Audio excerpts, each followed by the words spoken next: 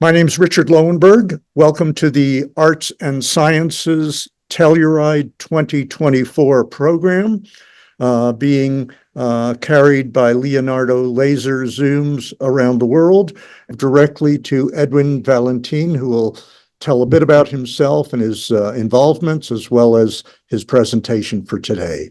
Hello, Edwin. Hello, Richard. Thank you. Thank you, Richard, for inviting us and giving me the opportunity to present here. It's really fun to do. Well, I was 17 years old when I decided to study astronomy, and I stayed astronomer for the rest of my life, setting out for the big questions in astronomy and the mysteries of the universe. And I worked a lot on dark matter, which was one of my main topics. I also have worked on many different observatories and on the ground and in space. And that made me actually a specialist also in information technology. So this is the strange bridge between information technology and dark matter, and which is actually one of the strange topics of my talk. I will give you a little bit a bird eye view on, say, a perception of the information universe. It's also painted in the Book of Powers of Two. There's many co-authors have contributed to, and some of them are also in this presentation. And also Eric and Mark were actually present on one of those editions. So bird eye views. I'm the ultimate quest is there any holistic aspect in information? Is it something which is has a leading role in the development and the source and the origin of our universe? I don't think we have the answer, but I will give you a lot of projections in the coming slides, coming 25 minutes, on how we can look at this. And let me first start with this classical picture. I like to discriminate between the information universe in vitro, which is, in other words, in silico, which is the information carried by our computers and our computing systems, and in vivo, in nature and in physics. And actually, that was also the topic Eric has just touched. Strange property of both domains is that their total information content, which we equate as entropy, on the left side, there's the Shannon entropy, and on the right side, there's the entropy in thermal systems. And you can see that both equations are more or less the same. You sum over all the possible states of the system. The biggest difference is the insertion of the Boltzmann constant on the in vivo universe. Actually, this notion was first made by E.T. James a long time ago. And he noted it and he found it very peculiar. But he said the fact that these two equations look that identical doesn't mean that they are identical. And this is one of the key questions we are trying to address in the information universe. But another important notion is, let me see how I play with this.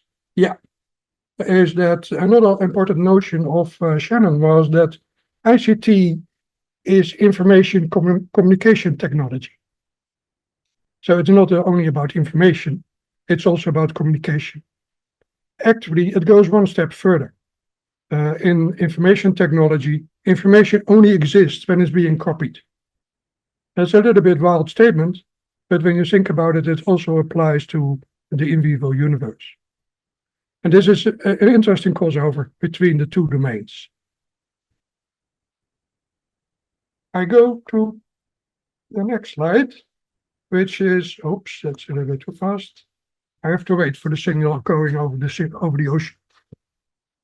So this is an epic picture of the distribution of galaxies in our nearby universe. It's a map of galaxies in our universe, and we at Earth are at the center of this picture. I think, can you see my mouse? Probably yes. We are at the center of this picture, and you see the large-scale structure of galaxies in the nearby universe. you see large-scale structures and strings and patterns in, and Mark will talk about it in the next presentation. A very strange thing of this picture is that the blue parts, the upper two on the left and top on the left, are in vivo. They are the result of measurements with our telescopes, had been really measured. While on the right, on the bottom side, the red ones are made with the means of numerical simulations.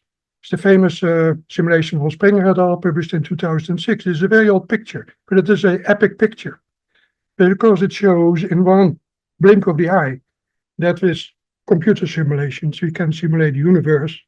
And in the computer simulations, the basic ingredient was the lambda CDM standard model, meaning a universe with dark energy which is expanding, and a universe which contains cold dark matter particles. So this has been, notions of this kind has been seminal for also the adoption of the lambda CDM model.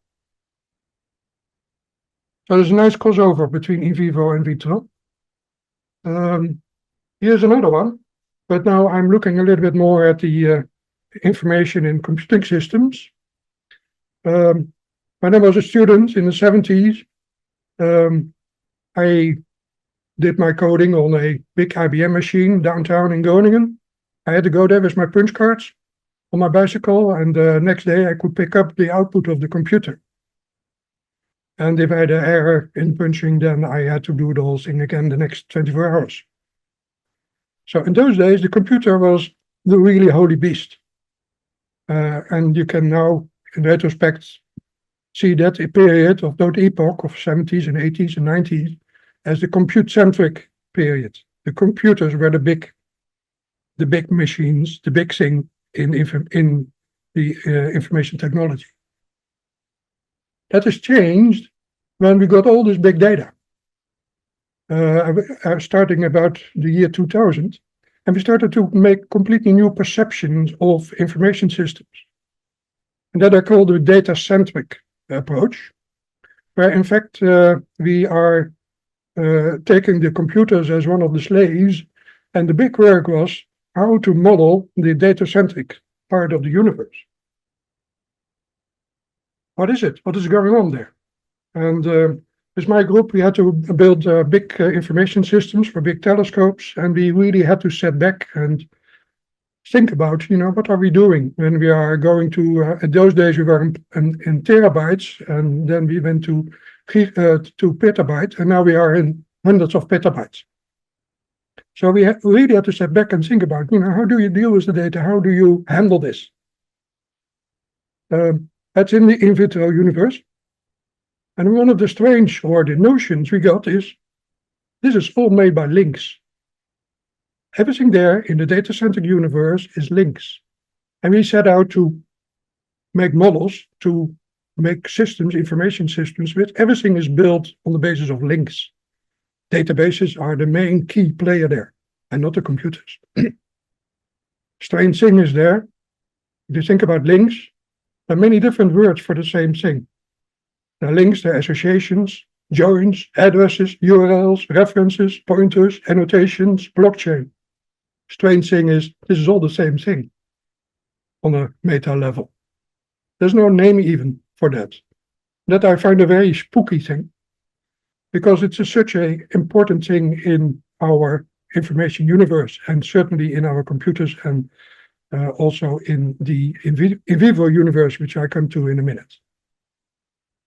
So yeah, I also painted here, an old telephone book, which is an old table before computers existed, right? And this telephone book, it gives links, it gives the associations, it gives the telephone number, the name of the person, so you know from which family he is, you see his name, you see his address, you know in which city he is living, and you can deduce from which country and planet Earth, and he's in the solar system, etc., etc. It's rather remarkable that all these things give us all this information, and all this is built on the basis of links. I call them CAN now, for simplicity, to give it one name, because we have many different names for exactly the same thing. But with CANs, we build causality in our computing system. And we build provenance and data lineage, other words for all the same thing. And actually, this is the workhorse for the information universe. And I think it's both the workhorse for the in vivo information universe and the workhorse for in vitro information universe. Sometimes I give presentations on the universe as a spreadsheet. And in one of the information universe conferences, I gave a little demo that you can create entangled states in a quantum mechanical sense on an Excel sheet. So yeah, this is another way of presenting crossovers and talking our way towards a more holistic interpretation of information. Then, oops, I have to be sure that I push the right button. Yeah, so using this data links and this notion that everything in complex information systems is based on links. We built the Asteroids information system, which was quite ahead of time before even the word big data was invented. We built big data federations between computers and storage and many different places in Europe, which has only one property. It links bit to it. It links everything. We monitor everything in the database and we maintain all the different links, which was the key ingredient of this system. Now, this system has been reincarnated in the Euclid satellite, which has been launched a year ago, 1st of July last year, which is a huge experiment mapping the whole universe, well, the whole extragalactic universe, imaging it. It's a huge consortium with 15 countries, 8 data centers, 250 institutes, and more than 2,000 scientists involved. And we connect this, the way we connect this is actually by links and using this paradigm of mapping everything in the database, every action, every input and output is mapped in the database. So, just to give you an impression of the complexity of the data model of the Euclid satellite, this is just a painting of how different data items depend on each other. It's very complex, as you can see. And sometimes we show this also in a planetarium, just for fun. And so you see this on a big dome, and you see all the crossovers between the data items. There's not much you can learn about it. The most important thing you can learn about it, if there are too many crossovers from one side of the circle to the other side, your modeling of the data is not too good. You want to make it as flat as possible. But this is just to give you an impression of the complexity of links in modern information systems. Another aspect of information systems, these links, is actually standards. Actually, you can think of standards also as a way to make links. In the in vivo universe, and Eric can tell you much more about it, it's language, and also the language and the bio world is Darwinian. In vitro, in our machines, all the standards are made by also another Darwinian process, actually the power of big industry. There's only very few examples of non-industrial standards. Actually, I like to show this one. This is Lyndon B. Johnson, 1968, proclaiming thou shall use ASCII. The ASCII code is just a table, and it's just really a set of links. So just to paint the importance of links in the causality of our universe. This is another picture. There's also an epic picture. It's more than 10 years old. It looks like the map of the Earth. Of course, it's almost a map of the Earth, but actually it's only painting the links of Facebook, of users of Facebook. There's a nice illustration of how links are also in more simple systems like Facebook. Another interesting example is the International Virtual Observatory, which is an endeavor which is already going on for 25 years, connecting all the databases of astronomical databases on many different places in the world. There are a few thousand of databases, which are all connected in one system. And when a user the student clicks on a certain position of the sky, he can get the data from that database wherever it is in the world. That's really a dream for a lot of disciplines. The reason that this was so easy for astronomers to build is that we had the sky. And the sky allows us to index all the different data items, because the position of the sky is actually the main index for all this different stuff. And you don't have this in all the disciplines.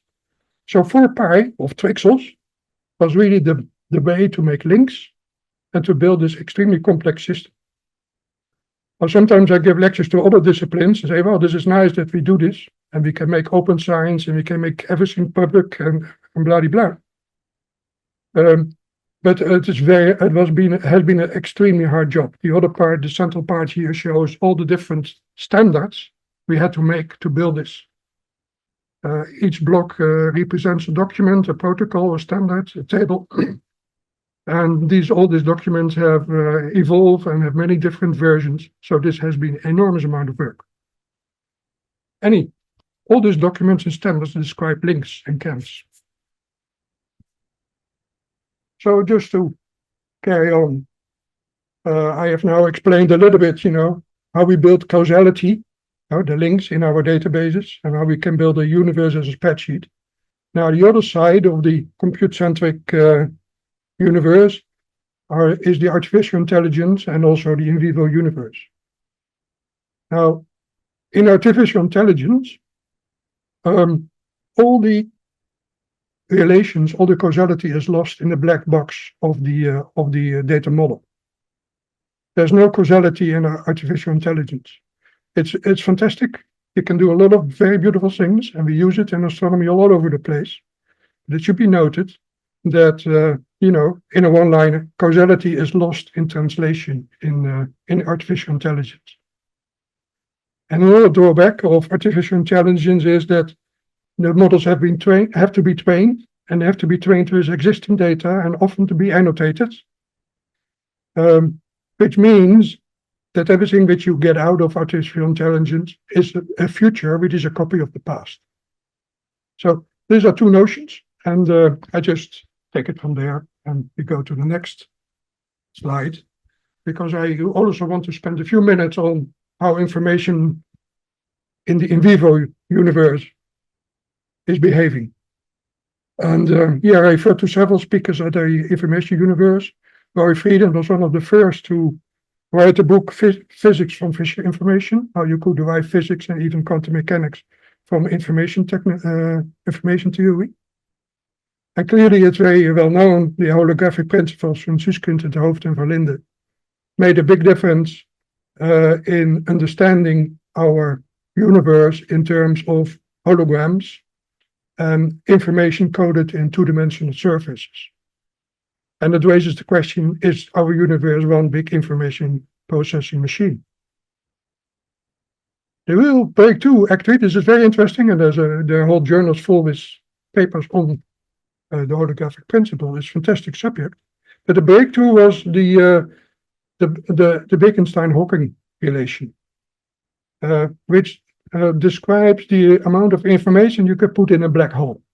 It's not debated. There's a lot of debates on about holographic principle, but this relation is not debated.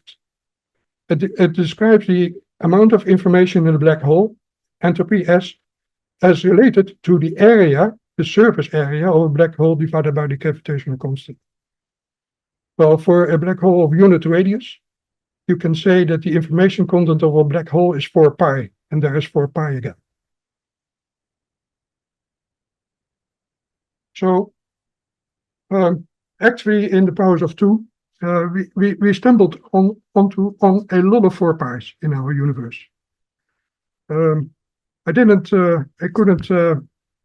reproduce the work of Padmanabhan, who was also one of the speakers at the university, at the information universe, who presented his theory on the Big Melt instead of the Big Bang, completely alternative theory, where the universe is gifted at the Big Melt, at its origin, with 4π of information.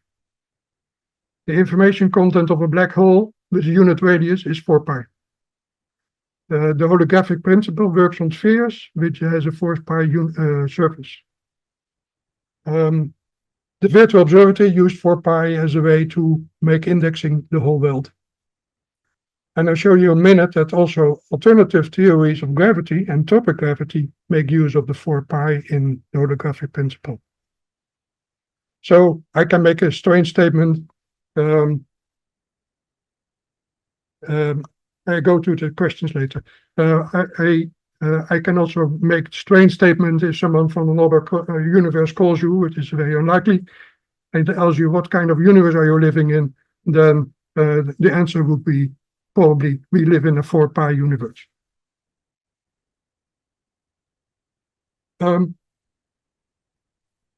Then in physics, we all know there are the 3 big questions.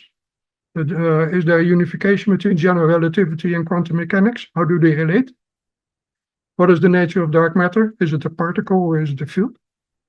What is the nature of dark energy? Well, the universe as a hologram from Susskind has given us a new handle to address these topics. And actually, Erik Verlinde, which is one of our speakers in our information universe, came as a very heroic theory that all these 3 problems can be solved in one go, building on the holographic principle in the universe. And the whole universe being entangled, which is probably the answer to the chat question. Entanglement in physics can be seen as the equivalent of KENS in the in vitro universe. Then let me dwell a little bit upon the emergent gravity model of Erik Verlinde. He models the gravity as an entropic force, and entropic forces are becoming more and more emergent in physics. It's a macroscopic force which is emergent because of microscopic behavior. Think of an oil lamp with osmotic pressure and the flow of the fluid through the wick. Gravity is derived in this way from information as an emergent force. The location of matter is measured by means of entropy. When something moves, there's a change of information. When there's a change of information, there's a change of entropy, and that leads to gravity. Again, this is based on the holographic principle. That's pretty heroic, and he even went one step further. Well, in the derivation of gravity, he reproduced also the Newton law that gravity is related to the radius of a sphere squared, so it's called the area law, which is actually the number of pixels, bits, that you can put on the surface of an area of a sphere. He also postulated that the entropy in our universe is due to entanglement of dark energy with all the rest. So the universe is filled with dark energy all over the place and is entangled with the matter in this place. And he derives a volume law for this entanglement. That's strange. You have an area law is r to the power 2 and a volume law is r to the power 3. And actually the ratio between the area law and the volume law leads to a characteristic acceleration at which dark matter emerges as a result of the interaction between the dark energy and the cavity. So that is a very strange notion, because there is a conflict between when you have a physical process with a r to the third cubed law and a r squared law, there's a particular range at which the two gets stressed. That radius is actually the radius at which dark matter emerges around galaxies. I'll show you that in a minute. But you can make the strange statement that the universe contains dark matter for the same reason that an elephant has a very sensitive skin. I quote here Erik's, at the bottom of the slide, a statement from Erik. He can word it better than I can do. The observed phenomena that are currently attributed to dark matter are these consequences of the emergent nature of a cavity and are caused by elastic response due to the volume law contribution to the entanglement entropy in our universe. This is the whole story I made just in one sentence. All right. We are in a fortunate position that we can test these models. And the way we test it is by means of weak gravitational lensing, which is the effect that if you look at a very distant galaxy, when its light from the very distant galaxy travels through space, it's bent because of the curvature of space nearby forecurrent galaxies. So distant galaxies are a little bit deformed. The light beams of distant galaxies are a little bit deformed by the forecurrent galaxies. That is weak lensing. Well, you don't know the original shape of these galaxies. So the only way to understand how this happens, what is the effect of this, is doing statistics. And that's what we're doing in weak lensing. We build massive statistics. We stack the signal of millions and in this Euclid satellite, billions of galaxies. And this way, by stacking the signal, we get radio profiles of the dark matter. This is another crossover of in vivo and vitro. That's why I like to show this graph also in this context, right? General relativity is on the left side is what nature is doing with the light, and in vitro is here I have Turing on the upper right side, where we have petabytes of data in our computers modeling what is going on. So this is one of the results from ground-based observations with the same effect of weak lensing. It shows the accelerations as measured from the weak lensing, which is the top line.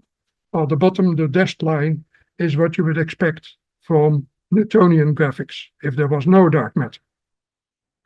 So you can see this weak lensing. We have a very accurate method to measure measure the dark matter out to enormous radii outside of galaxies. We're talking here about megaparsec scales. Well, this is a fantastic way to test all these different models and all these different ideas. Well, the current status is that entropic gravity, which is the line here, predicts this behavior. The alternative idea model of gravity, the MOND, it fits it, but it has 3 parameters. And the simulations of lambda CDM also can make it, but there's a lot of fine-tuning in the simulations. So the jury is still out. We don't know. We cannot discriminate. And that's why we built the Euclid satellite to go one step further. And here, just for fun, the launching of the Euclid satellite in the 1st July last year in my theater in Groningen. And the Euclid satellite will map the whole extragalactic sky, and it will do this with collect enormous amount of data. Within more than an hour, it will get as much data as the Hubble telescope did in 100 days. It will map the whole sky. We get the data from about 2 billion galaxies over the last 10 billion years, and we built the tomography of the nearby universe. And by deriving the kind of relation I just showed for this deep universe, we can look at the evolution of these different effects. And the idea is here, and that's the basic reason why this mission is perceived, when we study the evolution of these parameters, we can discriminate between the different models. So the jury is still out. And this is ends the part of my presentation, which has been shown in different places, but I couldn't resist showing 2 slides, which is completely new. And I really like to share that with you. It's based on the book from Thomas Hertog, which just appeared last year, end of last year. We worked with Stephen Hawking for the last 20 years of his life, and came with a completely new holistic view of the universe. The big change with the original idea of Stephen Hawking, that you work down up, you start with the beginning of the universe and you work your way towards the current universe, they reversed the whole thing. They said there is no beginning. We start from top. We start from here.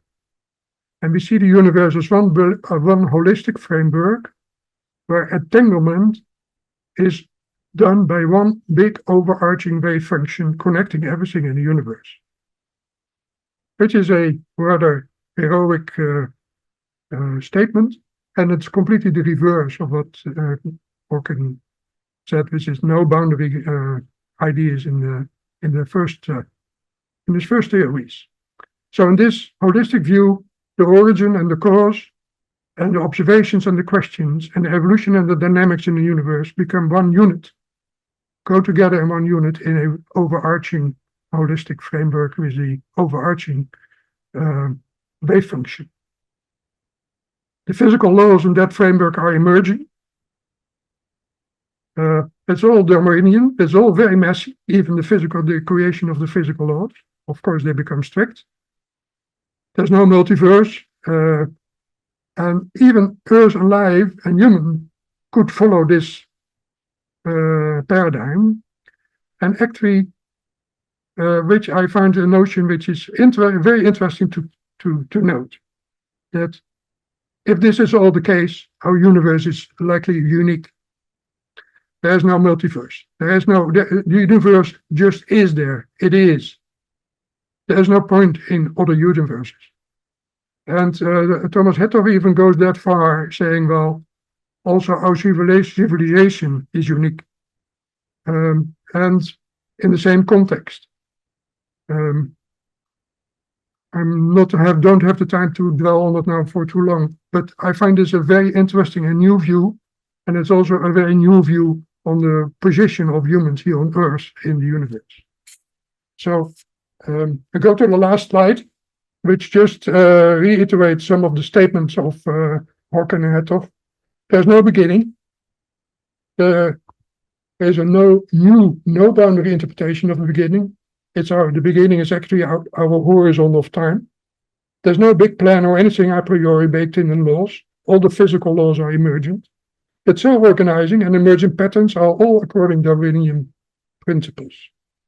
All down the tree, the symbiosis of physics and bioevolution in the same framework. And then they quote Darwin 1882, principle of life result from one or the other overarching physical law. There we go. In the Holocamp rule, there's also a quote, you have to throw out information until there are no qubits left over. That's the beginning. Well, that rings a bell because in the powers of 2 we have the power 2 to the power 0, which is a very strange one. The book starts with it, 2 to the power 0 is unity. And that matches actually to what Hawking and Hattoff are stating. So it's all very motivating to think about. It's new ideas. For this seminar, I think the bottom line is here. In fact, there is no last final theory. It's all liberating. There's no absolute truth. A plurality of thoughts from arts to science. So let me stop here. I think I have already used too much time. And there's a question in the chat from Stephen Guerin. Maybe Eric might want to step onto this one. With relation to Edwin's description of the universality of links and ken, in the spirit of the duality of Voronoi and Delaunay, graphs where links become nodes and vice versa. Do you have any conceptual thinking around the dual of ken? Now, I personally don't understand that, but my notion of ken is I just want to find a name of all the different things like links and associations and references and even entanglement associations. We all use these different words, and I find it so strange that we have no one single word for it. And because on a very basic level, it's the same thing. Okay. And you didn't hear me before, but do you have a short video you had mentioned to me? Yeah, I do, but I ran out of time, so it's up to the chair. You will better do that. No, it's fine. Why don't we show that short video before we move on to Mark? Okay. Then The introduction to the video is I also operate a planetarium, which is really meant as a crossing border planetarium, and where we meet with arts and science. And I like to show this movie, which is the illustrious Cosmic Simulation, where a pianist, a neoclassic pianist, Peter de Graaf, is playing live and in our planetarium, inspired by the cosmos, actually. And there it goes, right? Let it run. This is just for fun.